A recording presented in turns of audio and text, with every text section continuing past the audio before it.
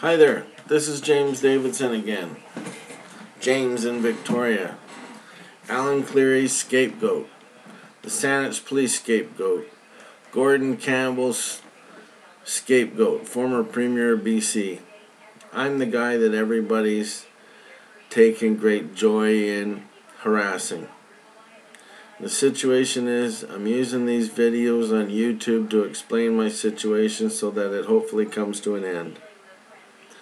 Fact is, I've been lied to by Saanich Police Officer Nick Ross, Victoria Police Chief Jamie Graham lying about Section 65.1 of the BC Police Act, RSBC 1996.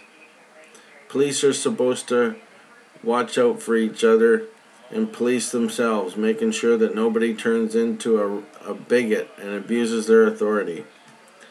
But they collectively stand together and harass people. Look what they're doing to me. They're making a scapegoat out of me and destroying my life. They have systematically discredited me with the use of the Mental Health Act instead of being honest. Demeaned me by gossip and rumor perpetuated in radio and television and the community. Diminished me by the sheer amount of time that has passed in 8 years of harassment, and destroyed me.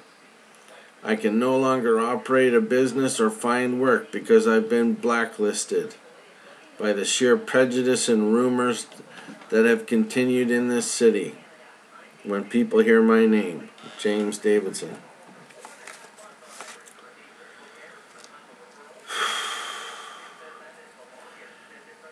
Recently, I met a lady at the library and we got to talking. And she convinced me to come back to church. And when I go to church, I find peace because I am rather frustrated and angry at what the police have done to me. And I realize for myself that I have a good orderly direction regardless of all of the harassment and abuse. I have God in my life.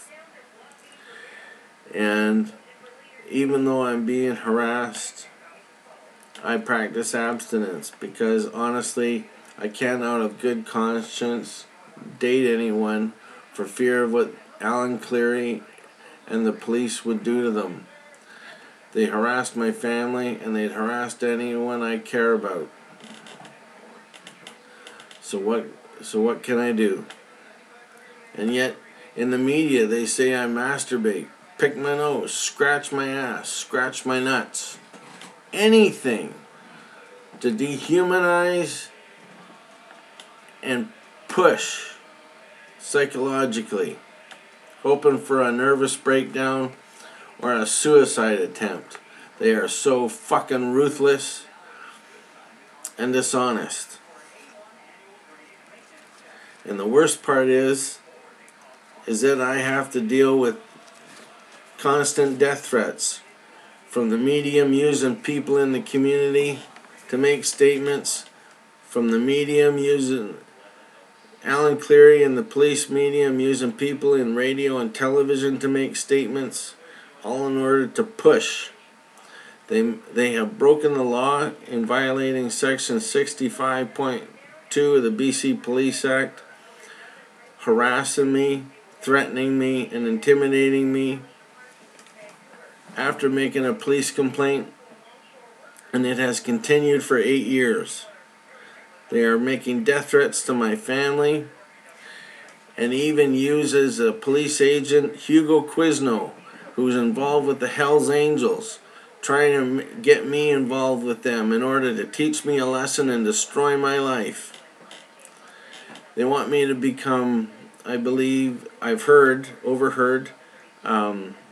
first son of BC, or some kind of negotiator with the police and the Hells Angels. And honestly, I want nothing to do with them. Never wanted anything to do with the Hells Angels in my life. I, in fact, wanted a career in law enforcement, but for a car accident I was involved in, I couldn't continue with that career path. The truth is, when I worked for Hugo Quizno doing sheeting on houses that he worked on.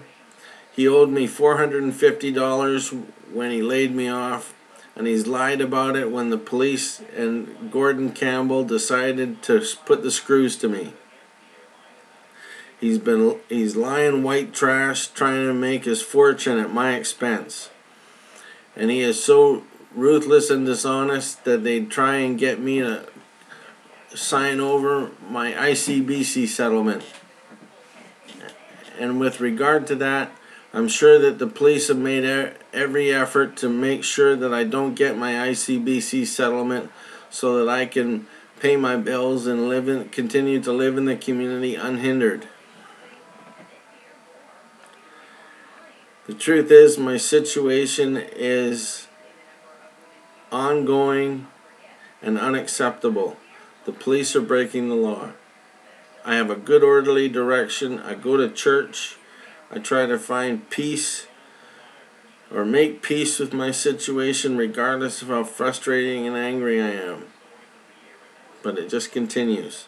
So I make these videos hoping that the World Wide Web will put pressure on the police and hopefully stop this situation, because it has gone on for far too long. And and I'd like to say that if Larry Broxton in Roy, Utah ever hears this message, my friend from Washington State University, please get a hold of me.